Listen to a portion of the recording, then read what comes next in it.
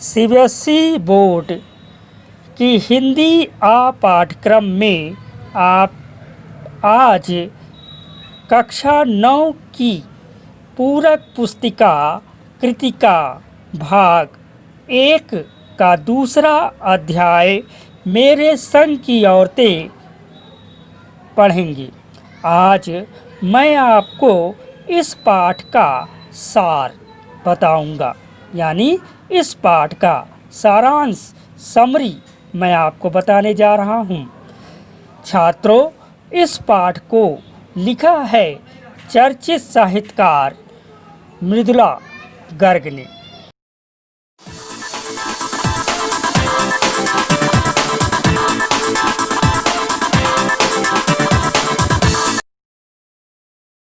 मृदुला गर्ग ने अपने परिवार की औरतों के बारे में और उनकी अच्छाइयों और कमियों के बारे में इसमें लिखा है।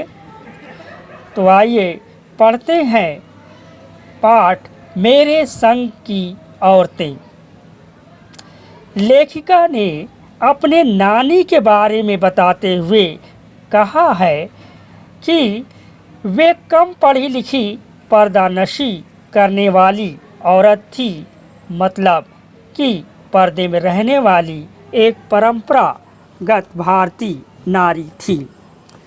यहाँ लेखिका ने एक बात कही कि उनकी नानी से मुलाकात तो नहीं हुई, क्योंकि उनकी नानी के देहांत के बाद ही उनकी माँ का विवाह हुआ था। लेखिका कहती हैं कि उनके नाना विलायत में यानी लंदन में वकालत पढ़ने के लिए गए और फिर अंग्रेजी रीति रिवाज और ढंग में जीने लगे। लेकिन उनकी नानी जो है अपने ही परंपरा में, भारतीय परंपरा में ही जीवन जिया। वे कभी भी अपने पति यानी कि लेखिका के नाना से इतना बातचीत भी नहीं करती थी। तो इस तरह से अचानक जब उनकी नानी यानी लेखिका की नानी जब बीमार हुई तो अपनी इकलौती लड़की यानी लेखिका की माँ की शादी की चिंता उन्हें सताने लगी। उन्होंने अपने पति के मित्र यानी दोस्त प्यारेलाल शर्मा, जो उस समय एक जाने माने स्वतंत्रता सेनानी थे, उनसे बात करने की इच्छा प्रकट की। वे चाहती थी कि उनके इकलौती लड़की यानी लेखिका की माँ की शादी किसी साहबजादे से नहीं बल्कि स्वतंत्रता संग्राम सेनानी से यानी देश के सच्चे सिपाही से हो। उनकी यह अंतिम इच्छा थी। उनके गुजरने के बाद यानी नानी के गुजरने के बाद लेखिका की माँ की शादी उनके मित्र ने एक स्वतंत्रता सेनानी से करवा दी। फिर यहाँ पर लेखिका बताती है कि उनकी माँ का जो विवाह है वह एक ऐसे स्वतंत्रता सेनानी और गांधीवादी विचारधारा के युवक के साथ हुई जो आईसीएस की परीक्षा यानी उस समय आईएएस की परीक्षा के बराबर था। उसमें अंग्रेज़ों ने इसलिए बैठने से रोक दिया कि वे गांधीवादी विचारधारा के युवक थे। तो इस तरह से उनकी माँ यानी लेखिका की माँ का जीवन जो है सादगी में बीता। उनकी माँ भी गांधीवादी विचारधारा को अपनाया और इस तरह उन्हें खादी की भारी भरकम साड़ी पहनने का अभ्यास करना पड़ता था। उसका जिक्र भी लेखिका ने किया। लेखिका बताती हैं कि उनकी माँ जो है शरीर से दुबली पतली लेकिन सुंदर थी और एक आकर्षक व्यक्तित्व की महिला वे थी। मृदुला गर्ग बताती हैं कि उनके माँ में आज़ादी का जुनून था, लेकिन अपनी माँ की एक कमी भी बताती हैं कि वह भारतीय माँ की तरह नहीं थी। वे कभी बच्चों को उतना दुलार प्यार नहीं कर पाती थी, उतना उनके पास फुर्सत नहीं था, लेकिन हाँ, वे पत्र पत्रिकाएं और संगीत आदि में रुचि रखती थी, किताबें पढ़ती थी, संगीत सुनती थी, क्योंकि लेखिका बताती हैं कि वो नाना के साहेबी ख़ानदान से ताल्लुक़ रखती थी। और एक बात लेखिका ने अपनी माँ के बारे में बताया कि वह बहुत ईमानदार और सबसे अच्छा बोलने वाली महिला थी, इसलिए उनका सभी में आदर सम्मान था, सभी उन्हें मान सम्मान देते थे। लेखिका मेरे संग की औरतें पाठ में लेखिका मृदुला गर्ग ने यह बताया कि उनकी माँ जो है बहुत ईमानदार और सबसे मिलनसार व्यक्तित्व वाली महिला थी और हर जगह सम्मान और आदर प्राप्त करती थी। लेखिका ने यह भी बताया कि चाहे छोटा हो या बड़ा हो या बुजुर्ग हो, सबको उनके घर में जीने की अपनी आज़ादी थी, यानी छूट थी, किसी पर कोई बंधन नहीं था। यानी लेखिका अपनी परदादी का जिक्र करते हुए कहती हैं कि जब उनकी माँ की पहली संतान होने वाली थी, यानी उनकी बड़ी बहन, तो उनकी परदादी ने पहली संतान के रूप में लड़की की मन्नत मंदिर में जाकर मांग लिया। इस तरह की उनकी परदादी की सोच कि पहली संतान लड़की हो, ये सब सुनकर जो है लोग आश्चर्य में पड़ गए। तो इस तरह से लेखिका कहना चाहती हैं कि उनकी जो घर की औरतें हैं वो सब लीक से हटकर सोचने वाली महिलाएं थीं। इसी के चलते भगवान ने उनकी सुन भी ली और कुल 5 लड़कियां उनके घर भेज दी, अर्थात लेखिका की 4 और बहनें हुईं। लेखिका अपनी माँ की दूसरी संतान थी और इस तरह 6वीं संतान जो है वह लड़का हुआ जिसका नाम राजीव था। लेखिका बताती हैं कि एक बार की घटना का जिक्र करती हैं और कहती हैं कि कोई नामी चोर उनके घर में घुस आया था।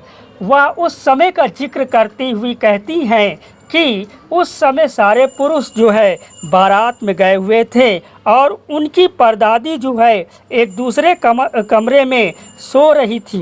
तभी चोर अचानक उनके ही कमरे में आ गया। चोर को उन्होंने भाप लिया, यानी कौन? लेखिका की परदादी ने। लेकिन उन्होंने चिल्लाया नहीं, बल्कि कहा कि जाओ, चोर से कहा कि जाओ बाहर से 1 लोटा कुएं से पानी लेकर आओ। चोर गया और कुएं से 1 लोटा पानी लेकर आया। आधा लोटा पानी उनकी दादी यानी परदादी ने पिया और आधा लोटा पानी उस चोर को पीने के लिए दे दिया और फिर कहा, तुझे चोरी करना है तो तू चोरी कर, और अगर तुझे खेती करना है तो बता। तो इस तरह वह चोर जो है अपने इस काम पर बड़ा पछतावा हुआ, उसका हृदय बदल गया और फिर उनकी दादी ने उसे खेती आदि कराने में सहायता दी। तो इस तरह से देखा जाए तो लेखिका बताती हैं कि उनकी दादी की सोच जो है वो अलग तरह की थी। वे जो है चोर तक को सुधार दिया। इस तरह की यहाँ घटना का जिक्र वे करती हैं लेखिका। लेखिका एक घटना का जिक्र और करती है, जब 15 अगस्त 1947 को भारत आज़ाद हो गया था। उस समय लेखिका बताती हैं कि वो मुश्किल से 8-9 साल की रही होंगी और उन्हें टाइफाइड हो गया था। तो वो बताती हैं कि उस समय टाइफाइड की बीमारी बड़ी जानलेवा होती थी और ऐसे में 15 अगस्त यानी भारत की आज़ादी का जो जश्न इंडिया गेट में दिल्ली में, नई दिल्ली में मनाया जाने वाला था, उसमें जो लेखिका को जाने नहीं दिया गया। तो लेखिका जो अपने घर में रही और उस समय उनको टाइफाइड था, आराम करने की ज़रूरत थी। तो उनके पिताजी ने उन्हें पढ़ने के लिए रूसी उपन्यास ब्रदर्स कारामज़ोवा पकड़ा दिया। अब इस रूसी उपन्यास को उस समय लेखिका चुपचाप और बड़े लगाव के साथ पढ़ा। फिर लेखिका जिक्र करती हैं अपनी बहनों के बारे में। तो उनकी 4 और बहनें थीं। उनसे बड़ी जो बहन थी मंजुला भगत और वे दूसरे नंबर पे थी। तीसरे नंबर पर चित्रा, अचला और रेणु तथा एक भाई राजीव का भी परिचय इस संस्मरण में लेखिका मृदुला गर्ग ने दिया। मेरे संग की औरतें पाठ में लेखिका मृदुला गर्ग ने अपने चौथे नंबर की बहन रेणु के विषय में बड़ी रोचक बात बताई। कहा वह जिद्दी या कहे अपने स्वतंत्र विचारों वाली लड़की थी। स्कूल से लौटते समय उसको अचला को गाड़ी लेने जाती थी, लेकिन वह उसे छोड़कर पैदल आती थी। यानी उसकी बहन, दूसरी बहन जो है अचला, दोनों यानी रेणु व अचला दोनों एक ही स्कूल में पढ़ती थी और गाड़ी से जाती थी, यानी गाड़ी उनको लेने और छोड़ने जाता था। लेकिन रेणु जो है अपनी स्वतंत्र विचारधारा की थी, सामंतवादी विचारधारा से अलग थी। वह गाड़ी से आना पसंद नहीं करती थी, वह पैदल आना पसंद करती थी। तो इस तरह से लेखिका अपनी बहन के रेणु के बारे में बताती। फिर बताती सच, ऐसा रेणु उसकी बहन जो इतना सच बोलती थी कि लोग उसको मजाक में ले लेते थे। लेखिका ने अपनी बहन चित्रा और अचला के बारे में भी बताया। चित्रा ने अपनी पसंद से शादी की और अचला ने अर्थशास्त्र और पत्रकारिता की पढ़ाई की थी। उन्होंने अपने बारे में भी बताया कि उन्होंने एमए इकोनॉमिक्स से किया और फिर शादी के बाद बिहार के छोटे से कस्बे डालमिया में रहने लगी। वहाँ की स्थिति ऐसी थी कि पति पत्नी भी अगर साथ में फिल्म देखने जाते थे तो लोगों उनके औरतों के लिए अलग स्थान बैठने का होता था, पुरुषों के लिए अलग स्थान बैठने का होता था। यानी वहाँ पे भी इस तरह से नारी और औरत यानी पुरुष में भेदभाव था।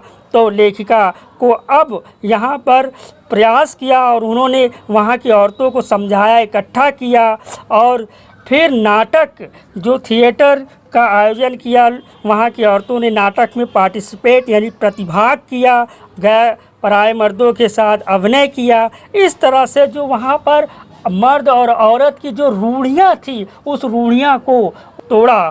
तो इस तरह से लेखिका आगे बताती हैं कि वो जब कर्नाटक में एक जगह रह रहे थे तो वहाँ पर छोटे बच्चों को पढ़ाने के लिए आसपास पढ़ने के लिए कोई स्कूल नहीं था।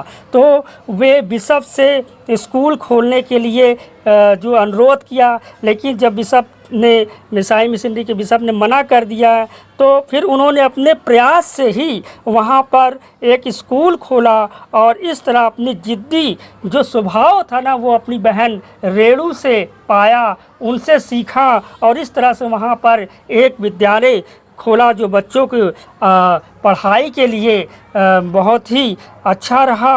और मृदुला गर्ग जो है अपनी कहानी बताती हैं जी, इसमें नानी की बात बताई, उनके व्यक्तित्व की बात बताई और अपनी माँ के बारे में बताया और स्वयं के बारे में बताई, अपनी चारों बहनों के बारे में बताया, अपने भाई राजीव के बारे में बताया और उन्होंने बताया कि उनकी पहली जो बड़ी बहन थी वो भी लेखिका बनी और वो खुद लेखिका बनी और उनकी जो है पांचवी बहन जो थी वो भी इंग्लिश में लिखने लगी, अंग्रेजी में लिखने लगी और राजीव उनका भाई जो है वो भी हिंदी के लेखक बने। इस तरह से जो है मृदुला गर्ग जो है अपने इस संस्मरण में बड़ी रोचक शैली से, रोचक तरीके से बातों को रखती हैं। आज भी वे लेखन में मृदुला गर्ग जी बहुत सक्रिय हैं। आज भी वो जो है हमारे लिए आदर्श बनी हैं।